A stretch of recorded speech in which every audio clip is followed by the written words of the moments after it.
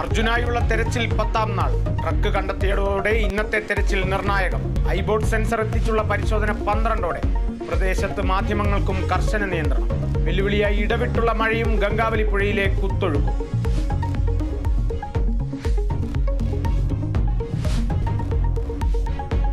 അർജുന്റെ കുടുംബത്തിനെതിരെ സൈബർ ആക്രമണം. യൂട്യൂബ് ചാനലുകൾക്കെതിരെ പരാതി നൽകി കുടുംബം. കോഴിക്കോട് സൈബർ പോലീസിലാണ് പരാതി നൽകിയത്.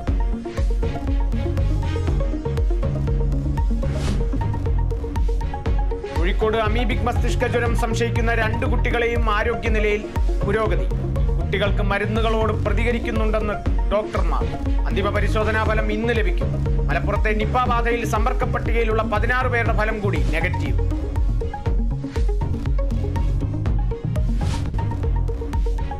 പാർലമെന്റിന്റെ ബജറ്റ് സമ്മേളനം തുടരുന്നു. ലോക്സഭയിലും രാജ്യസഭയിലും ഇന്ന് ചർച്ച.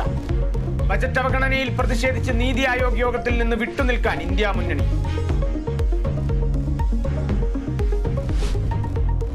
പദവിയേക്കാൾ വലുത് രാജ്യമെന്ന് US president Joe Biden. Kamala ഹാരിസിനെ സ്ഥാനാർത്ഥിയാക്കിയത് ജനാധിപത്യം സംരക്ഷിക്കാൻ. രാജ്യത്തെയും പാർട്ടിയെയും ഒരുമിപ്പിക്കാനാണ് തെരഞ്ഞെടുപ്പിൽ നിന്ന് പിന്മാറിയതെന്നും ബൈഡൻ. നാടകീയതയ്ക്കൊടുവിൽ ഒളിമ്പിക്സ് ഫുട്ബോളിൽ ലോക ചാമ്പ്യന്മാർക്ക് തോൽവി. അർജന്റീനയ്ക്കെതിരായ മൊറോക്കോയുടെ ജയം 1-നെതിരെ 2 ഗോളുകൾക്ക്. തിരിച്ചടിയായത് അർജന്റീനയുടെ സമനില ഗോൾ വാർ സിസ്റ്റത്തിലൂടെ റദ്ദാക്കിയത്.